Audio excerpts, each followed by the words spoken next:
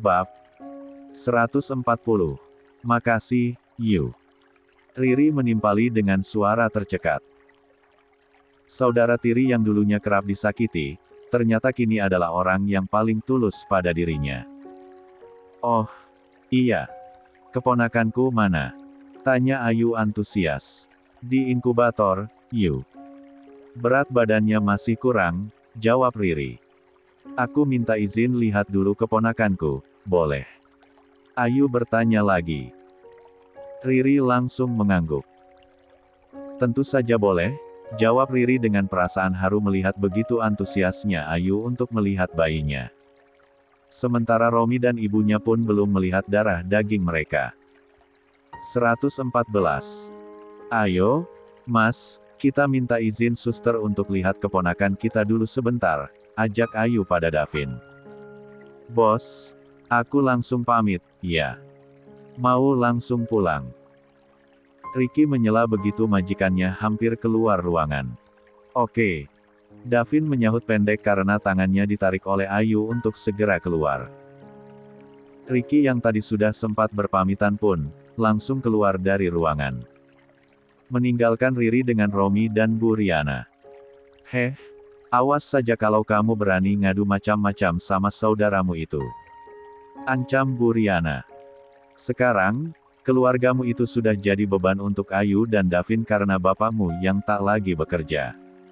Masa kamu sama bayimu mau ikut-ikutan jadi beban mereka juga? Gak tahu malu? Lanjut Bu Riana. Riri terdiam. Apa yang dikatakan ibu mertuanya memang benar. Untuk saat ini tak ada pilihan lain selain bersabar di tengah-tengah mereka. Menunggu sampai kondisinya benar-benar pulih dulu baru bisa langsung bergerak untuk masa depan dirinya dan anaknya yang jelas-jelas tak pernah diinginkan keluarga suaminya. Meski ibu mertuanya itu masih berkicau melayangkan berbagai tekanan, ia tak ingin lagi menanggapi apapun tentang apa yang dikatakan ibu mertuanya. Tenaganya sudah habis terkuras saat operasi tadi. Bahkan kini, ia belum sanggup untuk sekadar menggerakkan tubuh. Nyeri tak tertahankan. Dan kini, ia harus berdebat dengan keluarga sang suami yang menguras tenaga dan emosi. Terpaksa ia pun meredamnya untuk sementara. Memasukkan semua perkataan ibu mertuanya itu ke telinga kanan dan mengeluarkannya dari telinga kiri. Mas, aku haus. Tolong ambilkan minum. Pinta Riri menurunkan nada bicaranya. Romi bangkit dari duduknya sambil berdecak kesal. Ia mengambil air lalu mendekatkannya pada Riri. Susah payah Riri menyeruput air bening tersebut karena belum bisa bangun maupun bersandar. Kondisinya benar-benar kepayahan dengan perut yang masih saja berdenyut hebat. Makasih, kata Riri setelah berhasil membasahi kerongkongannya yang terasa kering. Awas saja kalau kamu sering-sering nyusahin aku. Padahal aku itu sibuk, harus bekerja. Bukan melayani kamu. Tukas Romi sembari kembali beranjak dari sang istri. Kalau bukan kamu, siapa yang mau nungguin istrimu itu di sini? Tanya Bu Riana. Ya mamalah, masa aku?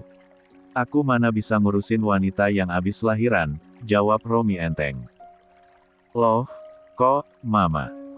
Mama kan harus ngurusin papamu, timpal Bu Riana enggan. Lah tahu betul, akan serepot apa dan harus setelaten apa mengurusi wanita yang baru melahirkan. Terlebih mengurus dua orang sekaligus. Ibunya maupun bayinya. Itulah alasannya dulu kenapa memiliki anak seorang saja.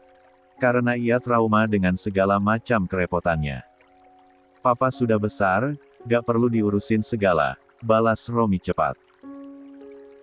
Cek, kamu itu. Kamu yang punya bayi tapi mama yang dibikin repot.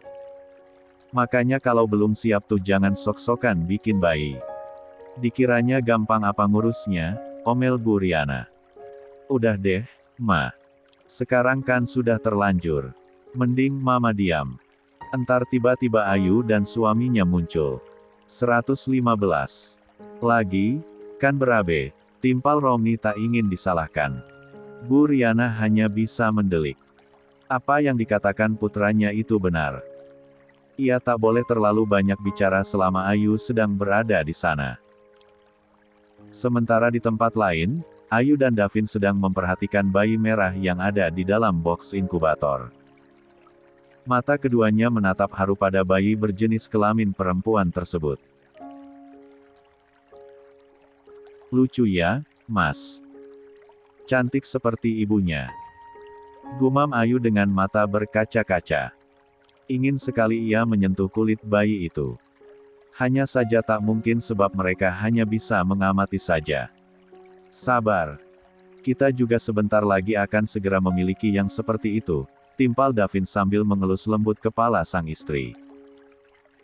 Gak sabar, timpal Ayu pelan. Tangannya refleks mengusap perutnya yang membuncit.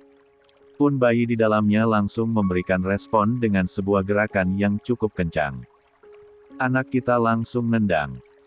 Lapor Ayu penuh senyuman. Wah, mana coba. Dengan antusias, Davin meraba perut sang istri dan menelusuri tonjolan di sana. Iya. Dia juga sepertinya gak sabar untuk segera ketemu kita, lanjut Davin. Ayu mengangguk haru. Semoga lancar sampai waktunya nanti ya. Davin pun langsung mengaminkan. Keduanya kembali fokus menatap bayi di inkubator. Sehat-sehat ya, nak. Biar bisa segera berkumpul dengan ibumu, lirih Ayu. Tak lama Ayu dan Davin berada di sana, tentu karena ketentuan RS yang mengharuskan ruangan itu steril. Keduanya pun lalu kembali ke kamar Riri. Masya Allah, bayimu cantik sekali, Ri. Semoga tumbuh menjadi anak yang salehah ya, tutur Ayu antusias. Amin ya Allah. Makasih banyak, Yu, timpal Riri penuh keharuan. Ia tak sabar untuk bisa bertemu lagi dengan bayinya. Ingin menciumnya juga menggendongnya. Sudah siapkan nama? Tanya Ayu penasaran. Karena biasanya orang tua baru selalu antusias menyiapkan sebuah nama untuk bayinya. Riri mengangguk pelan. Siva Rania. Masya Allah, nama yang cantik dan juga memiliki arti yang bagus, puji Ayu dengan mata berbinar. Riri tersenyum kecil. Dalam hatinya membatin, semoga kelak putrinya itu bisa menjadi obat untuk segala kesaktian yang ibunya alami. Sesuai dengan nama yang akan disematkan pada putri kecilnya itu. Hari sudah mulai redup saat Ayu pamit pada Riri. Sebagai seorang wanita yang juga tengah hamil besar, ia juga membutuhkan waktu untuk beristirahat. Apalagi seharian ini ia sudah cukup kelelahan. Maaf belum bisa nginap ya, Ri. Insya Allah kapan-kapan aku usahain nginep di sini nemenin kamu, kata Ayu. Oh iya, aku juga minta maaf belum sempat beli kado untuk keponakan aku. Tapi, ini ada sedikit rezeki untuk tambah-tambah kebutuhan anakmu, lanjut Ayu sambil menyerahkan amplop coklat ke tangan Riri. 116. Ya Allah, Yu, jangan repot-repot, aku gak enak, timpal Riri sungkan. Gak repot sama sekali. Kamu sehat-sehat ya. Biar asinya juga cepat keluar, balas Ayu penuh senyuman. Tante Riana, titip Riri, iya. Saya permisi dulu. Jangan khawatir, nak Ayu.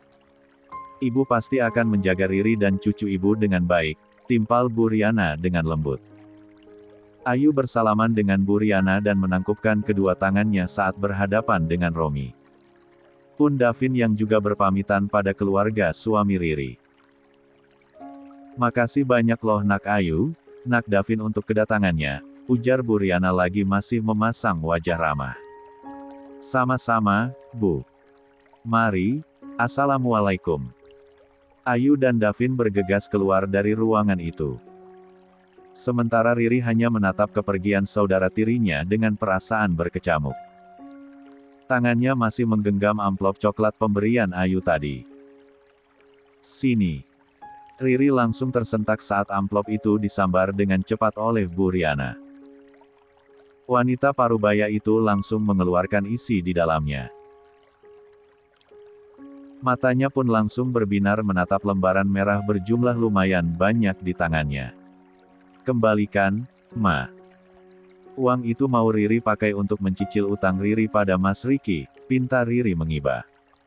Emangnya kamu gak dengar tadi dia bilang apa? Dia itu bilang kalau dia ikhlas membiayai RS ini tanpa perlu dikembalikan. Jadi biarin uang ini Mama yang pegang. Buat kebutuhan bayimu nanti. Buat beli susu, pampers, dan tek-tek bengek yang lainnya yang pasti banyak banget, hardik Bu Riana ketus. Riri hanya bisa menghela napas panjang. Untuk merebut kembali pun tak mungkin karena ia belum bisa bergerak. Ia hanya bisa membatin sambil meyakini, jika saatnya nanti dirinya butuh, sudah dipastikan harus meminta uang itu dengan mengemis-ngemis seolah ia tak berhak atas uang yang sesungguhnya adalah hak dirinya dan anaknya.